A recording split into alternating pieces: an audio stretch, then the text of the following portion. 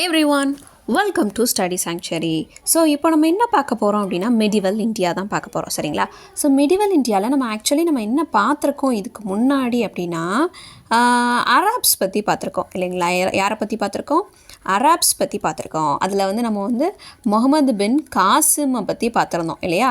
அடுத்து யாரை பற்றி பார்த்துருந்தோம்? டர்க்ஸ் பற்றி பார்த்துருந்தோம். டர்க்ஸில் நம்ம அலப் டிஜின்லேருந்து ஆரம்பித்து நிறைய பேர் பார்த்தோம். ரொம்ப டாப்பில் யாரை பற்றி பார்த்தோம் அப்படின்னா மாமூதுன்னு ஒருத்தர் இருந்தார், அதாவது மாமூது கஜினி, அவரை பற்றி பார்த்தோம். அடுத்து டர்க்ஸில் இந்த மாமூது கஜினியோட அந்த கஜினவத் எம்பையரோட முடிவு இன்னொரு எம்பையரோட ஸ்டார்டிங்காக இருந்துச்சு. என்ன எம்பையரோட ஸ்டார்டிங்காக இருந்துச்சு? கூரித் எம்பையர், இல்லைனா கூரித் டைனசிட்டி, இல்லைனா கோரி டைனசிட்டின்னு சொல்லுவோம். ஸோ அதில் யாரை பற்றி மெயினாக பார்த்தோம்? முகமது ஆஃப் கோரியை பற்றி பார்த்தோம் சரிங்களா. ஸோ முகமது ஆஃப் கோரியை பற்றி பார்த்தோம். அதுக்கப்புறம் என்ன ஆகிடுச்சு அப்படின்னா கோரியோட இறப்பு வந்துருச்சு. இப்போ இவருக்கு அப்புறம் யாருடா வருவா அப்படின்னு சொல்லிட்டு பார்த்தா அவருக்கு அப்புறம் அவர் கைப்பற்றின ரீஜியன்ஸ், இந்தியாவில் நிறைய இடத்த கைப்பற்றினார் இல்லையா. அந்த இடமா இருக்கட்டும், வெளியில் இந்தியாவுக்கு வெளியில் ஆப்கானிஸ்தான், அங்கே எங்கே இருந்தாலும் சரி, அவ்வளோத்தையும் 3 பேருக்கு பிரித்து கொடுத்தாரு. ஒருத்தர் ஐபக், இன்னொருத்தர் அதாவது குத்புதீன் ஐபக், இன்னொருத்தர் தாஜுதீன் இல்திஷ் சரிங்களா. இல்திஷ்ன்னு சொல்லிட்டு ஒருத்தர் கொடுத்தாரு. அடுத்தது இன்னொருத்தர் நஸ்ருதீன் குபாச்சா அப்படின்னு சொல்லிட்டு ஒருத்தருக்கு கொடுத்தார் சரிங்களா. ஸோ 3 பேருக்கு கொடுத்துருந்தார். 3 பேருக்கு கொடுத்தது போக இன்னொருத்தருக்கு கொடுக்கார். யார் அப்படின்னா கில்ஜி, அதாவது முகமது பின் பக்தியார் கில்ஜின்னு ஒருத்தருக்கு கொடுக்காரு. இவங்க 3 பேருக்கும் கொடுத்தாருன்னா ஒரு ரீசன் இருக்குது. ஏன்னா இவங்க 3 பேர் இவரோட படை தளபதிகளாக இருந்திருக்காங்க சரிங்களா. ஆக்சுவலி படை தளபதிகள் தான், ஆனால் அவங்கள அடிமைகளாக தான் ட்ரீட் பண்ணுவாங்க சரிங்களா. தட் மீன்ஸ் இப்போ ராஜவம்சம் இருக்குன்னா அவங்க வம்சம் மட்டும்தான் கிங் மாதிரி, அதாவது மக்கள் மாதிரி இருப்பாங்க. மற்ற எல்லா மக்களுமே அடிமைகள் சரிங்களா. ஸோ ஈவன் அவங்க தளபதியாக இருந்தால் கூட அவங்க அடிமைகள் தான் சரிங்களா. ஸோ இந்த கோரித் டைனசிட்டியில் இவங்க 3 பேர் அடிமைகளாக இருந்தாங்க. ஆனால் அவங்க மிலிட்ரி ஜெனரலாக இருந்தாங்க. ஸோ முகமது ஆஃப் கோரி இவங்க 3 பேருக்கும் கொடுத்தார். இந்த முகமது பின் பக்தியார் கில்ஜிக்கு ஏன்பா கொடுத்தாரு? அவர் யாருப்பா அப்படின்னா, இதுக்கு முன்னாடி நம்ம முகமது ஆஃப் கோரியை பற்றி பார்க்கல, அவரோட நிறைய இன்வெஷன்ஸ் பார்த்தோம் இல்லையா. ஸோ அந்த இன்வெஷனில் ஃபர்ஸ்ட் பேட்டில் ஆஃப் டரைன் சரிங்களா. என்னது? ஃபர்ஸ்ட் பேட்டில் ஆஃப் டரைன் சரிங்களா. ஸோ இந்த பேட்டிலில் முகமது பின் கூட முகமது ஆஃப் கோரி கூட, இல்லைனா அவரோட இன்னொரு பேர் முகமது பின் சாம்னு சொல்லிட்டு நிறைய பேர் வச்சுருந்தார்ல. ஸோ முகமது ஆஃப் கோரி கூட யார் சண்டை போட்டா அப்படின்னு சொல்லிட்டு பார்த்தோன்னா பிருத்விராஜ் அப்படின்னு சொல்லிட்டு ஒருத்தர் சண்டை போட்டார் இல்லையா. ஸோ பிருத்விராஜ் சௌஹான்கிறவர் முகமது ஆஃப் கோரி கூட, இல்லைனா முகமது பின் சாம், அவரோட பேர் அவ்வளோ இருக்குது, சிஹாபுதீன் கோரி, இப்படி நிறைய பேர் இருக்குது, என்னன்னாலும் சொல்லலாம் சரிங்களா. ஸோ இவர் பிருத்விராஜ் கூட சண்டை போட்டார். பிருத்விராஜ் கூட சண்டை போட்டப்போ அவர் தோக்கடிக்கப்பட்டார். யார்? கோரி, முகமது ஆஃப் கோரி தோக்கடிக்கப்பட்டார். தோக்கடிச்சு பிருத்விராஜ் இந்த செத்துட்டாருப்பா அப்படின்ற நிலமையில கோரி இருக்கையில், அவ்வளோ தூரத்துக்கு பிருத்விராஜ் கோரியை தோக்கடிச்சு அவர் ரொம்ப இடிபட்டு இருக்கையில் கோரியை ஒருத்தர் காப்பாற்றினாருன்னு பார்த்தோம் இல்லையா. யார் காப்பாற்றினா? முகமது பின் பக்தியார் கில்ஜி அப்படின்றவர் தான் காப்பாற்றினார் சரிங்களா. ஸோ யார் காப்பாற்றினா? முகமது பின் பக்தியார் கில்ஜி, இவர் தான் காப்பாற்றினார் சரிங்களா. ஸோ இவர் காப்பாற்றிருக்காரு இல்லையா. இவருக்கு அந்த காப்பாற்றினதுக்கு ஒரு நன்றி செலுத்துகிற விதமாக இவருக்கு என்ன செய்கிறார் அப்படின்னா, ஒரு பர்டிகுலர் ரீஜியனை கொடுக்குறாரு சரிங்களா. எங்கே? பெங்கால், பீகார் இந்த சைடில் என்ன செய்கிறார் அப்படின்னா, கொஞ்சம் ஒரு ரீஜியனை கொடுக்குறாரு. இதை நீ ரூல் பண்ணிக்கோப்பா அப்படின்னு சொல்லிட்டு இந்த ரீஜியனை என்ன செய்கிறாரு? முகமது ஆஃப் கோரி முகமது பின் பக்தியார் கில்ஜிக்கு கொடுக்குறாரு சரிங்களா. இவங்க 3 பேருக்கு கொடுத்தாங்கல்ல, ஐபக்கு, இல்திஷ், குபாச்சா, இவங்க 3 பேருக்கு கொடுத்த மாதிரி இவருக்கும் கொடுக்குறாரு. இவருக்கு எப்படி கொடுக்குறாருன்னா, இவர் ஐபக்குக்கு கீழே இருக்கிற மாதிரி கொடுக்குறாரு. ஏன்னா ஐபக்குக்கு தான் இந்தியன் ரீஜனை ஃபுல்லாக கொடுத்துருக்குறாரு. அந்த ரீஜனில், இந்தியன் ரீஜனில் தான் இந்த பெங்கால் அண்ட் பீகார் வந்திருக்கு. ஸோ இந்த பெங்கால் அண்ட் பீகார் ஐபக்கு கீழே தான் இருக்கும். ஐபக்கு கீழே ஒரு சின்ன ஒரு மன்னர் மாதிரி, குறுநில மன்னர் மாதிரி சரிங்களா கில்ஜி ஸோ ஐபக் தான் டோட்டலுக்கும் கண்ட்ரோல் ஐபக்ட இருக்கும். அவருக்கு கீழே சின்னதாக முகமது பின் பக்தியார் கில்ஜி கிட்ட கொடுத்துருந்தார். இப்போது இவரை பற்றி தான் பார்க்க போகிறோம் சரிங்களா. இந்த ஐபக் பற்றிலாம் பார்த்தோம், இல்திஷ், குபாச்சா இவங்களெல்லாம் பார்த்தோன்னு வச்சுக்கோங்களேன். அது டெல்லி சுல்தானேட்டுன்னு சொல்லிட்டு ரொம்ப ஒரு பெரிய டாபிக். இதுக்கு அடுத்த வீடியோ அதான் பார்ப்போம் சரிங்களா. அதை ஆரம்பித்தோன்னா இவரை பார்க்கவே முடியாது. நடுவில் பார்த்தோன்னா ஒரு கண்டினியூட்டியே இல்லாமல் போன மாதிரி ஆகிடும். அதனால் முதல்ல இவரை பற்றி சொல்லிடுறேன். இவரோட பீரியட் கொஞ்சம் சின்ன பீரியட் தான், டக்குன்னு முடிஞ்சிடும் சரிங்களா. இந்த வீடியோவும் ரொம்ப ஷார்ட்டாக தான் இருக்கும். இவரை பற்றி முதல்ல சொல்லிடுறேன். அதுக்கப்புறம் நம்ம டெல்லி சுல்தானேட் தனியாக பார்க்கலாம் சரிங்களா. இவரை முடிச்சுட்டு அதுக்கப்புறம் ஐபக்கு, இல்திஷ் இவங்கெல்லாம் என்னானாங்க, இவங்களுக்கு கொடுத்த அந்த லேண்ட்லாம் என்னாச்சு, யார் யார் ரூல் பண்ணா அப்படின்றதெல்லாம் அதை தனி வீடியோவில் அது கொஞ்சம் கொஞ்சமாக அடுத்தடுத்து பார்க்கலாம் சரிங்களா. இப்போ நம்ம இந்த வீடியோவில் என்ன பார்க்க போகிறோம் அப்படின்னா, முகமது பின் பக்தியார் கில்ஜி சரிங்களா. இப்போது இந்த கில்ஜி என்னெல்லாம் செஞ்சார், இவரோட ரீஜியனில் இவரோட ரூலிங் டைமில் இவர் என்ன எப்படிலாம் ரூல் பண்ணார், இவர் இப்போ எப்படிப்பட்டவராக இருந்தார், இதெல்லாம் இப்போ பார்ப்போம் சரிங்களா. ஸோ முகமது பின் பக்தியார் கில்ஜியை ஃபஸ்ட்டு பார்க்குறப்போ வந்து அவர் வந்து டர்க்கிஷ் மிலிட்ரி ஜென்ரல். சில இடத்துல வந்து டர்க் ஆஃப்கான் அப்படின்னு சொல்லிட்டு சொல்லுவாங்க சரிங்களா.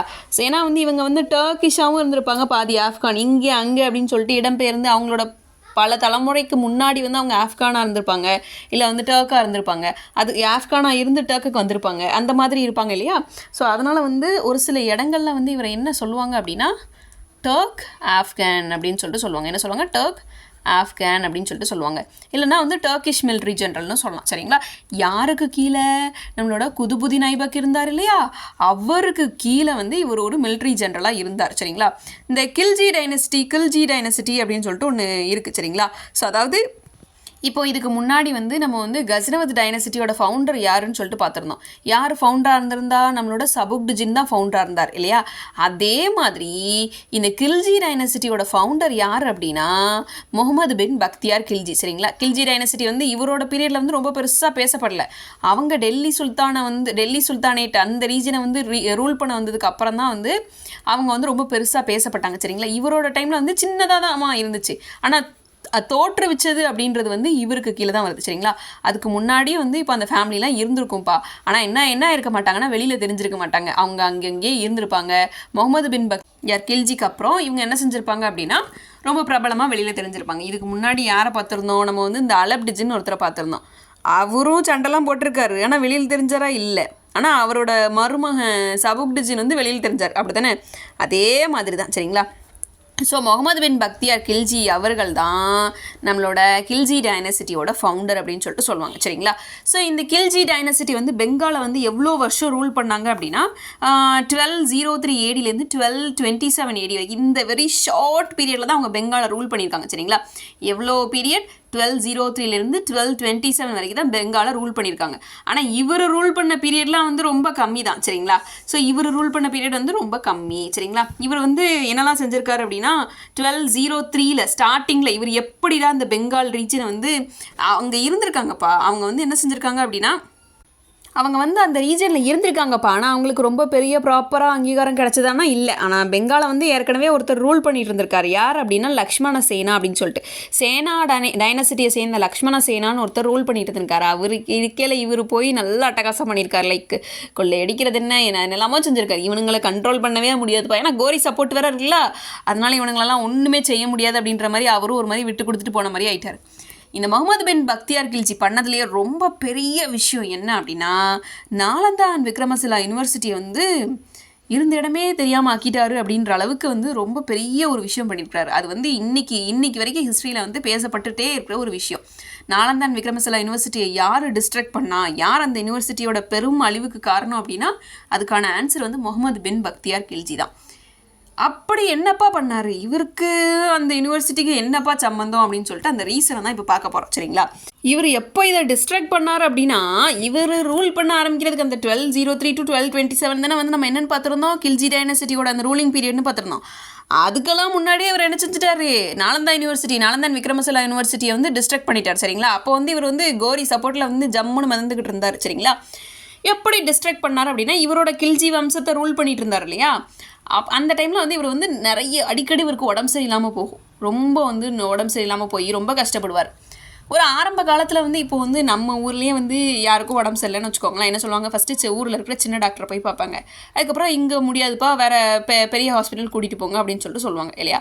ஸோ வந்து இந்த மாதிரி தான் நடக்கும் இல்லையா. அதே மாதிரி முகமது பின் பக்தியார் கில்ஜியும் அவரோட கோர்ட்டில் இருந்து அவரோட மெடிக்கல் ஸ்டாஃப்ஸே வந்து சரி பண்ணிகிட்டே இருந்தாங்க. ஒரு ஸ்டேஜ் வந்துருச்சுப்பா, அவங்களால வந்து இவரை வந்து க்யூர் பண்ணவே முடியலன்ற அளவுக்கு அவர் வந்து ரொம்ப வந்து உடம்பு சரியில்லாமல் போயிட்டார். இவருக்கு அவங்க கோர்ட்டில் இருக்கிற பாயிண்ட்ஸ் தான் சரி பண்ணும் அப்படின்றதுல வந்து ரொம்ப வந்து உறுதியாக இருந்தார். ஏன்னா வந்து அவர் வந்து இஸ்லாமை வந்து ரொம்ப ஸ்ட்ரிக்டாக ஃபாலோ பண்ணுற ஒரு மனுஷன்னு சொல்லலாம். அவர் குரானை தவிர வேறு எந்த ஒரு புக்கையும் எப்படி சொல்கிறது, அதை தவிர வேறு எதுவுமே செய்ய மாட்டார். அவரோட ப்ரேயர் டைம்லலாம் வந்து ரொம்ப ஸ்ட்ரிக்டாக ஃபாலோ பண்ணிகிட்டு இருந்த ஒரு மனுஷன்னு சொல்லலாம். இது வந்து ஒருத்தங்களை மேலே தூக்கி வச்சு ஒருத்தங்களை கீழே தூக்கி வச்சு அப்படி பேசுகிறதுக்காகலாம் இல்லை. இது ஜஸ்ட் அ ஹிஸ்ட்ரி, நான் சொல்கிறேன் அவ்வளோதான் சரிங்களா. ஸோ இதை வந்து நான் வந்து ஒரு டிஸ்க்ளைமராகவே சொல்லிடுறேன். Okay, this is just history சரிங்களா. அவர் என்ன செஞ்சுட்டு இருந்தார் அப்படின்னா, அப்படி ஒரு ஒரு ஸ்ட்ரிக்டான ஒரு பிரின்சிபலோடு வாழ்ந்துட்டு இருந்த மனுஷன். அவருக்கு விருப்பமே இல்லை வேறு யாரையும் கூப்பிடுறதுக்கு. இவங்க வேறு யாரை கூப்பிட சொல்கிறாங்க அப்படின்னா, நாலந்தா யூனிவர்சிட்டியிலேருந்து யாரையாவது கூப்பிடலாம் அப்படின்னு சொல்கிறாங்க. நாலந்தா யூனிவர்சிட்டி ஏற்கனவே வந்து பௌத்த மதத்தை சேர்ந்தது, சரிங்களா. ஸோ இவருக்கு வந்து அந்த ரிலீஜியன்லேருந்து கூப்பிடுறதுக்கு வந்து பெருசாக வந்து விருப்பமே இல்லை, மாட்டவே மாட்டேன் இருந்தார். ஒரு ஸ்டேஜில் அவருக்கே வந்து ரொம்ப முடியாமல் போயிட்டுனோன்னா சரி அப்படின்னு சொல்லிட்டார். அப்போ என்ன ஆச்சு அப்படின்னா, நாலந்தா யூனிவர்சிட்டியோட பிரின்சிபலாக வந்து ராகுல் ஸ்ரீ பத்ரா அப்படின்னு ஒருத்தர் இருந்திருக்கார். யார் இருந்தால் ராகுல் ஸ்ரீ பத்ரா அப்படின்னு ஒருத்தர் வந்து நாலந்தா யூனிவர்சிட்டியோட அப்போதைய பிரின்சிபலாக இருந்திருக்கார், சரிங்களா. ஸோ இவங்க கூப்பிட்டோன்னா அவரும் வந்துட்டார். சரிப்பா அப்படின்னு சொல்லிட்டு வந்துட்டார். வந்து அவர் இவரை செக் பண்ணி பார்த்துட்டு இவர்கிட்ட பேசுகிறப்ப இவர் சொல்லியிருக்காரு, நான் வந்து டெய்லி ப்ரேயர் பண்ணுவேன், டெய்லி வந்து குரான் ரீட் பண்ணுவேன், இதில் வந்து எனக்கு எந்த தடையும் வந்துடக்கூடாது, உங்களோட மெடிசன் வந்து என்னை இதில் எந்த விதத்துலையும் எனக்கு தடை பண்ணிடக்கூடாது, அதுக்கேற்ற மாதிரி பார்த்துக்கோங்க அப்படின்னு சொல்லிட்டாங்க. இவர் சொன்னோன்னே அவரும் சரிப்பா அப்படின்ட்டு கேட்டுட்டு போயிட்டார். சரி அப்படின்னு சொல்லிட்டு கேட்டுட்டு போனோன்னே என்ன ஆகிருச்சுன்னா, ஒரு ஃபியூ டேஸ் கழித்து அவர் திரும்ப வாரார். யார்? நம்மளோட ராகுல் ஸ்ரீ பத்ரா வந்து கேட்டுட்டு போனவர் என்ன செய்கிறாரு, திரும்ப வாரார். திரும்ப வரையில் கையில் ஒரு புக்கோடு வரார். அந்த புக்கை அவர்கிட்ட கொடுக்காரு. அது வந்து ஒரு குரான், சரிங்களா. அதை வந்து என்ன செய்கிறாரு, நம்மளோட முகமது பின் பக்தியார் கில்ஜி கிட்ட ராகுல் ஸ்ரீ பத்ரா கொடுக்காரு. உங்களுக்கு குரான் ரீட் பண்ணுற பழக்கம் இருக்குன்னு சொல்லியிருக்கீங்க, சரி இந்த குரானை நீங்கள் ரீட் பண்ணுங்கள், டெய்லி ரீட் பண்ணணும், ஒரு நாள் கூட விடக்கூடாது, ஒரு நாள் தவறாமல் டெய்லி இதை நீங்கள் ரீட் பண்ணணும் அப்படின்னு சொல்லிட்டாங்க. சரி அப்படின்னு சொல்லிட்டு நம்மளோட முகமது பின் பக்தியார் கில்ஜியும் அவர்கிட்ட கேட்டுட்டு அந்த குரானை வந்து ரீட் பண்ண ஆரம்பிக்கிறார். அவர் ஃபுல்லாக ரீட் பண்ணி முடித்தார். அதே நேரத்தில் அவரோட உடம்புல இருந்த அந்த பிரச்சனையும், அவரோட உடம்பு சரியில்லாமல் போச்சு இல்லையா, அதுவும் சரியாக போயிடுச்சு. அவர் வந்து இப்போ வந்து ஓகேவாகிட்டார். அவருக்கு வந்து இது வந்து எப்படி இந்த மெடிசன் கிடச்சிச்சு அப்படின்றது தெரியல. அப்போது வந்து அவருக்கு என்ன தெரிய வந்துச்சுன்னா, இவங்க வந்து எப்படி இந்த மெடிசனை செஞ்சுருக்காங்க, என்ன மெடிசனால க்யூர் பண்ணாங்க அப்படின்னா, அவருக்கு ஒரு புக்கு கொடுத்தார் இல்லையா, யார்? நம்மளோட ராகுல் ஸ்ரீ பத்ரா வந்து ஒரு புக்கு கொடுத்தார் இல்லையா, அந்த புக்கிலேருந்து வர்ற அந்த பேப்பர்ஸ் இருக்கு இல்லையா, அந்த புக்குக்குள்ளே இருக்கிற பேப்பர்ஸ், அது எல்லாமே வந்து மெடிசினல் வேல்யூ இருக்கிற நிறைய செடி கொடிகளை வச்சு செய்யப்பட்ட ஒரு பேப்பர், சரிங்களா. அந்த பேப்பரை வந்து எப்படி செஞ்சுருக்காங்க அப்படின்னா, ஃபுல் அண்ட் ஃபுல், ஐ மீன் அந்த அவங்க அந்த டைமில் யூஸ் பண்ணியிருப்பாங்கல்ல பேப்பர்ஸ், ஸோ அதை வந்து எப்படி செஞ்சுருக்காங்க அப்படின்னா, ஃபுல் அண்ட் ஃபுல் வந்து இந்த மெடிசினல் வேல்யூ இருக்கிற இலையில இருக்கிற அந்த சாரை வச்சு செய்யப்பட்ட அந்த பேப்பர்ஸ் தான், சரிங்களா. ஸோ அதை வந்து கொடுத்துருக்குறாங்க. ஸோ அதை வந்து இவர் ரீட் பண்ண அதை தொட்டு அதை ஸ்மெல் பண்ணுறாரு இல்லையா, ஸோ அதனால் வந்து இவருக்கு வந்து நோய் சரியாக போயிடுச்சு அப்படின்னு சொல்லிட்டு சொல்லப்படுது. இவர் வந்து இது வந்து யாருக்கு, பக்தியார் கில்ஜிக்கு தெரிஞ்சிருச்சு. பக்தியார் கில்ஜிக்கு தெரிஞ்சோடனே இவர் என்ன செய்யணும், போய் தேங்க்ஸ்ப்பா சரி பண்ணி விட்டீங்கன்னு சொல்லணும். அவர் என்ன செஞ்சுருக்காரு, இப்படிப்பட்ட ஒரு மெடிக்கல் டிப்ஸ் வந்து நம்மளோட மெடிக்கல் ஸ்டாஃப்ஸ் கிட்ட இல்லையே, இவங்களுக்கு மட்டும் அது தெரிஞ்சிருக்கேன், யாருக்கு, நாலந்தா யூனிவர்சிட்டிக்காரங்களுக்கு மட்டும் அது தெரிஞ்சிருக்கேன், நம்மளோட மெடிக்கல் ஸ்டாஃப்ஸ்க்கு வந்து இது தெரியலை என்ற ஒரு கோபம், ஒரு ஆதங்கம், சரிங்களா. நம்ம ஆளுங்களுக்கு ஒன்றுமே தெரிலப்பா, அவங்களுக்கு மட்டும் இது தெரிஞ்சிருக்குப்பா அப்படின்ற ஒரு கோபம். இதில் என்ன செய்கிறார் அப்படின்னா, அவர் நாலந்தா யூனிவர்சிட்டிக்கு போயிட்டு வந்து என்ன செய்கிறார் அப்படின்னா, அந்த மெடிக்கல் டிப்ஸ் இருக்கிற புக்கை வந்து எங்களுக்கு தாங்க அப்படின்னு சொல்லிட்டு கேட்குறாரு. எங்ககிட்ட மட்டும்தான் அது இருக்கணும், வேறு யார்கிட்டையும் இருக்கக்கூடாது அப்படின்ற காரணத்துக்காக அவர் கேட்குறாரு. யார்கிட்ட? ராகுல் ஸ்ரீ பத்ரா தானே நாலந்தா யூனிவர்சிட்டி அப்போதைய பிரின்சிபலாக இருந்தார், அவர்கிட்ட கேட்கார். அப்போது அவங்க என்ன சொல்கிறாங்க அப்படின்னா, நாலந்தா யூனிவர்சிட்டியில் இருக்கிற அவரும் மற்ற எல்லாருமே என்ன சொல்கிறாங்க அப்படின்னா, அதை எப்படி கொடுக்க முடியும், அதை நாங்கள் தரமாட்டோம், நீங்கள் ஒன்று மெடிசின் கற்றுக்கோங்க, நாங்கள் உங்களுக்கு கற்றுக் கொடுக்குறோம், ஆனால் அந்த புக்கை வந்து எங்களால் தர முடியாது, நாங்கள் உங்களுக்கு அந்த மெடிசின் கற்றுக் கொடுக்குறோம், ஆனால் புக்கை தர முடியாது அப்படின்னு சொல்கிறாங்க. எஸ்பெஷலி அந்த குரான் அந்த இவங்க ப்ரிப்பேர் பண்ணாங்கல்ல, அந்த மெடிசின் வந்து எப்படி வந்துச்சு அப்படின்றது தான் வந்து தேடினார். இவங்க தர முடியாது அப்படின்ற மாதிரி மறுத்துடுறாங்க. உடனே இவருக்கு என்ன ஆயிடுச்சு, கோவம் வந்துட்டு, பக்தியார் கில்ஜிக்கு கோவம் வந்து என்ன செஞ்சிடறாரு, அந்த நாலந்தா யூனிவர்சிட்டியும் தீயை வச்சு கொளுத்திடுறாரு. எஸ்பெஷலி அந்த லைப்ரரியை கொளுத்திடுறாரு. ஏன்னா லைப்ரரியில் தானே புக்ஸ் எல்லாம் இருக்கும், அதில் இவர் தேடி பார்த்தாரு, கிடைக்கவும் இல்லை, என்ன ஏதுன்றதும் தெரியல. அதனால் அந்த லைப்ரரியும் கொளுத்தி விட்டுறாரு. எப்போ கொளுத்துறாரு, 1193 கொளுத்துறாரு. அதாவது இவர் ரூல் பண்ண அந்த சேனா டைனசிட்டியை தோக்கடிச்சிட்டு இவர் ரூல் பண்ண ஆரம்பித்தார்ல, அதுக்கு முன்னாடியே வந்து அவர் அந்த கோரியோட பவரில் வேற இருக்கார். அந்த ஒரு திமிரில் வந்து அவர் கொளுத்தி விட்டுட்டார் 1193. அது வந்து கிட்டத்தட்ட ஒரு 3 மாதம் எரிஞ்சிச்சுன்னா பாருங்களேன், அப்போ எவ்வளோ புக்ஸ் அங்கே இருந்திருக்குன்னு சொல்லிட்டு. இப்போ அந்த நாலந்தா யூனிவர்சிட்டி இருந்துச்சுன்னா லைக் வந்து ஒரு 7ஆம் அறிவு போதி தர்மர் மாதிரி தான் அந்த நாலந்தா யூனிவர்சிட்டி, சரிங்களா. அவ்வளோ தூரத்துக்கு எல்லா நோயையும் குணப்படுத்துறதுக்கான மெடிசின் வந்து அங்கே இருக்கிற லைப்ரரியில் இருக்கிற புக்ஸில் வந்து அதாவது மெடிக்கல் டேர்ம்ஸ் வழிமுறைகள் எல்லாமே வந்து அதில் இருந்துச்சு அப்படின்னு சொல்லிட்டு சொல்லப்படுது. சரிங்களா? அவ்வளோ தூரத்துக்கு இப்போது போதி தர்மர் இருந்திருந்தாருன்னு வச்சுக்கோங்களேன், 7ஆம் அறிவு படத்தில் பார்த்த மாதிரி யாரோ ஒரு போதி தர்மர் இருந்திருந்தாருன்னா கொரோனாவை குணப்படுத்தியிருப்பாருன்னு சொல்லிட்டு கொரோனா டைமில் வந்து நிறைய வந்து ரீல்ஸ் எல்லாம் நம்ம பார்த்துருப்போம் இல்லையா?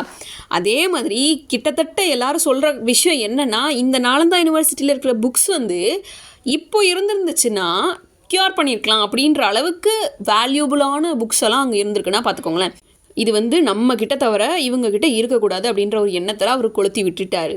அவர் அப்போ கொளுத்தி விட்டது அவருக்கு வினையாக வந்ததோ இல்லையோ, நம்மளுக்கு வந்து நிறைய டிஃபெக்ட்னு தான் டிமெரிட்னு தான் சொல்லலாம். சரிங்களா? இது இருந்திருந்ததுன்னா இப்போ வந்து நம்மளோட 95% 95 இல்லை 99% ஆஃப் த நோய்களுக்கு வந்து நம்மளுக்கு மருந்து கிடச்சிருக்கும் அப்படின்னே சொல்லலாம். அந்த அளவுக்கு அவ்வளோ தூரத்துக்கு ஒரு ப்ரெஷியஸான லைப்ரரியாக இருந்திருக்கு. 3 மாதம் எரிஞ்சிருக்குன்னா அங்கே அப்போ எவ்வளோ புக்ஸ் இருக்குன்னு சொல்லுங்கள். அந்த காலத்தில் இருந்திருக்கு 1193லேயே. சரிங்களா? அப்போ எவ்வளோ புக்ஸ் இருந்திருக்குன்னு சொல்லிட்டு பாருங்கள். இதை வந்து கொளுத்தி விட்டுட்டு போயிட்டார். சரிங்களா? இதுதான் வந்து இவர் பண்ணதுலேயே வந்து ரொம்ப வர்ஸ்டான விஷயம் அண்ட் ரொம்ப பேசப்படுற விஷயமும் இதுதான். சரிங்களா? சரி, இவர் எப்படிப்பா இறந்தார் அப்படின்னா, இவர் வந்து இவரோட டைனசிட்டி ரூல் பண்ணது 1203லேருந்து 1227 வரைக்கும் ரூல் பண்ணியிருக்காங்க. ஆனால் இவரோட பீரியட் வந்து ரொம்ப கம்மியாக தான்ப்பா இருக்குது. 1206ல் இவர் இறந்துட்டாருப்பா. எப்படிப்பா இவர் இறந்தார் அப்படின்னா, அவர் வந்து திபெத்தில் வந்து ஒரு கேம்பெயின் ஒரு சண்டைக்கு போகிறாருப்பா. திபெத்தில் இருக்கவங்ககிட்ட ஒரு சண்டைக்கு போகிறார். அந்த பெங்கால் அந்த பக்கம் தானே திபெத்லாம் வருது.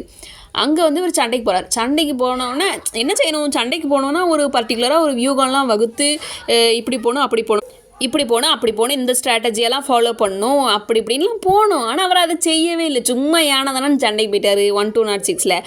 அவங்க அங்கேருந்து திருப்பி இவரை விரட்டி அடிச்சு விட்டாங்க. சரி, இவர் விரட்டி அடிச்சு விட்டோன்னே இவர் வந்துக்கிட்டு இருக்கையில் என்ன ஆயிடுச்சுன்னா, இவருக்கு கொஞ்சம் உடம்பு சரியில்லாமல் வேற போயிட்டுன்னு சொல்லப்படுது. அந்த நேரத்தில் அங்கே வந்து அங்கேருந்து விரட்டி அடிச்சு விட்டாங்கன்னா எப்படி கொஞ்சம் அடிபட்டு தானே வந்திருப்பாரு. அவருக்கு ஒரு வேளை நல்லா சண்டை போட்டிருந்தாருன்னா ஜெயிச்சு அங்கேயே இருந்திருப்பாரு. நல்லா சண்டை போடலன்னு போய் தானே விரட்டி அடிச்சு விட்ருக்காங்க. அப்போ அவர் கொஞ்சம் அடிபட்டு தான் வந்திருக்காரு. அந்த நேரத்தில் வந்து கில்ஜி டைனசிட்டியை சேர்ந்த அலிமர்தன் கில்ஜி அப்படின்ற ஒருத்தர் இருக்கார். சரிங்களா? அலிமர்தன் கில்ஜி என்ன செஞ்சிடறாரு? இவரை கொண்டுடுறாரு. அலிமர்தன் கில்ஜி வந்து முகமது பின் பக்தியார் கில்ஜியை கொன்னுட்டு அவர் ரூல் பண்ண ஆரம்பிச்சிடுறாரு. சரிங்களா? ஸோ கில்ஜி டைனசிட்டி எண்ட் ஆகலை. இவரும் முகமது பின் பக்தியாரும் ஒரு கில்ஜி வம்சத்தை சேர்ந்தவர் தான். அலிமர்தனும் ஒரு கில்ஜி வம்சத்தை சேர்ந்தவர் தான். ஸோ முகமது பின் பக்தியார் கில்ஜி முடிஞ்சு அலிமர்தன் கில்ஜி அப்படின்னு சொல்லிட்டு இவரோட வம்சத்துலேயே வேற ஒருத்தங்க வந்து ரூல் பண்ண ஆரம்பிச்சிடுறாங்க. சரிங்களா? ஸோ இவ்வளோ தான் முகமது பின் பக்தியார் கில்ஜியோட லைஃப் வந்து இவ்வளோ தான் முடிஞ்சிருச்சு. சரிங்களா? ஸோ இந்த வீடியோவில் வந்து இவரை பற்றி மட்டும்தான் பார்த்துருக்கோம் இல்லையா? So important years and names பார்த்துடலாம். சரிங்களா? இம்பார்ட்டன்ட் இயர்ஸ் என்னென்னா 1203லேருந்து 1227 AD. இது வந்து கில்ஜி டைனசிட்டி பெங்கால் அண்ட் பீகார் அந்த சைடை ரூல் பண்ண இயர். சரிங்களா? உங்களுக்கு கொஸ்டின் வந்து ஒரு விஷயத்தில் ட்விஸ்ட் பண்ணி கேட்கலாம். சரிங்களா? கில்ஜி டைனசிட்டி வந்து என்ன செஞ்சுருப்பாங்க அப்படின்னா, பெங்கால் அண்ட் பீகாரை வந்து இந்த இயரில் ரூல் பண்ணியிருப்பாங்க 1203லேருந்து 1227 வரைக்கும். டெல்லி சுல்தானேட்டையும் அவங்க வந்து ரூல் பண்ணுவாங்க கொஞ்சம் வருஷம் கழிச்சு. அவங்க டெல்லி சுல்தானேட், அதாவது சென்ட்ரல் இந்தியா இருக்குல்ல, அங்கேயும் வந்து அவங்க ரூல் பண்ணுவாங்க. இது வந்து 1203லேருந்து 1227 வந்து பெங்கால் அண்ட் பீகார் அப்படின்றப்போ வந்து நம்மளுக்கு வந்து எங்கே வந்துடுது? ஈஸ்ட் இந்தியா வந்துடுது, ஈஸ்ட் சைடு வந்துடுது இல்லையா? ஸோ அந்த சைடை வந்து இந்த பீரியடில் ரூல் பண்ணியிருக்காங்க. டெல்லி சுல்தானேட் என்ன செய்வாங்க அப்படின்னா, இன்னும் கொஞ்சம் வருஷம் கழிச்சு வந்து ரூல் பண்ணுவாங்க இல்லைங்களா? ஸோ வந்து கொஸ்டின் கேட்கல கவனமாக ரீட் பண்ணும். அவங்க எந்த ரீஜனை ரூல் பண்ணாங்க அப்படின்னு கொஸ்டின் கேட்பாங்க. ஐ மீன் இந்த பீரியடில் 1203லேருந்து 1227 வரைக்கும் எந்த ரீஜனை ரூல் பண்ணாங்கன்னு கேட்கல, கில்ஜி டைனசிட்டின்னு கொடுத்தோன்னே எல்லாரும் வந்து கண்ணை மூடிட்டு என்ன செய்வாங்க அப்படின்னா டெல்லி சுல்தானேட்டுன்னு சூஸ் பண்ணுவாங்க. இந்த ஒரு பர்டிகுலர் இந்த சின்ன ரீஜன் இருக்கிறதே மறந்துடுவாங்க. ஏன்னா டெல்லி சுல்தானேட்டில் அவங்கள பற்றி நிறைய படிப்போம். சரிங்களா? அதனால் இதை வந்து மறந்துடுவாங்க. இதை மறந்துட்டு அதை சூஸ் பண்ணிடுவாங்க. ஸோ இந்த பீரியட் 1203லேருந்து 1227 வரைக்கும் அப்படின்னா அவங்க எதை ரூல் பண்ணியிருக்காங்க அப்படின்னா, பெங்கால் பீகார் இந்த சைடு தான் ரூல் பண்ணியிருக்காங்க. சரிங்களா? அடுத்து 1193 AD. இதில் தான் வந்து இந்த நாலந்தா யூனிவர்சிட்டியை யார் கொளுத்தி விட்டா? நம்மளோட முகமது பின் பக்தியார் கில்ஜி கொளுத்தி விட்ட வருஷம். அதுக்கப்புறம் 1206ல் தான் முகமது பின் பக்தியார் கில்ஜி இறந்துட்டார். சரிங்களா? ஸோ இதில் வந்து இம்பார்ட்டன்ட் நேம்ஸ் எல்லாம் பார்க்க போகிறோம். முகமது பின் பக்தியார் கில்ஜி அவர் தான் ஃபுல்லாக வந்து ஒரு ஹீரோ மாதிரி பார்த்துருந்தோம். இந்த வீடியோட ஹீரோ அவர் தான். சரிங்களா? அடுத்து லக்ஷ்மண சேனா. இவர் என்ன செஞ்சிருந்தாரு? சேனா டைனசிட்டியை சேர்ந்தவர் ரூல் பண்ணிட்டு இருந்தார். இவனுங்கிட்டேருந்து தான் வந்து அவனுங்க அடிச்சு பிடுங்கினானுங்க இல்லையா? அடுத்து வந்து ராகுல் ஸ்ரீபத். இவர் யார் அப்படின்னா, நாலந்தா யூனிவர்சிட்டியோட பிரின்சிபலாக இருந்தவர். இவர் தான் அந்த புக்கை ரெடி பண்ணி கொண்டு வந்து முகமது பின் பக்தியார் கில்ஜிக்கு கொடுத்தாரு. அடுத்து அலிமர்தன் கில்ஜி. இவர் யார்? இந்த அலிமர்தன் கில்ஜி தான் முகமது பின் பக்தியார் கில்ஜியை கொன்னவர். சரிங்களா? ஸோ இந்த வீடியோ இவ்வளோ தான். இது வந்து கில்ஜி டைனசிட்டியோட அந்த பெங்கால் ரீஜனை வந்து கொஞ்சம் குட்டியாக பார்த்துட்டோம். சரிங்களா? அந்த முகமது பின் பக்தியார் கில்ஜியோட லைஃப் மட்டும். இது ஏன் நான் இப்போமே டீச் பண்ணிட்டேன் அப்படின்னா, இதுக்கப்புறம் நம்ம டெல்லி சுல்தானேட்லாம் பார்ப்போம் சரிங்களா. அதுலேயும் அதில் வந்து நடுவில் கொஞ்சம் ஒரு குட்டி பாட்டு மாதிரி வரும். இதை பார்க்கையில நம்மளுக்கு வந்து எப்படி இருக்கும்னா, ஒரு மாதிரி ஒரு ஃப்ளோவில் போய்கிட்டு இருக்கையில் நடுவில் வேறு ஏதோ அந்த மாதிரி இருக்கும் சரிங்களா. அதனால் நான் இதை முன்னாடியே டீச் பண்ணிடுறேன். இதுக்கப்புறம் நம்ம என்ன பார்க்க போகிறோம் அப்படின்னா டெல்லி சுல்தானேட். அது வந்து ரொம்ப இம்பார்ட்டன்ட் டாபிக் சரிங்களா. ஸோ அப்கமிங் வீடியோஸில் பார்க்கலாம். தேங்க்யூ ஃபார் வாட்சிங். Keep supporting us.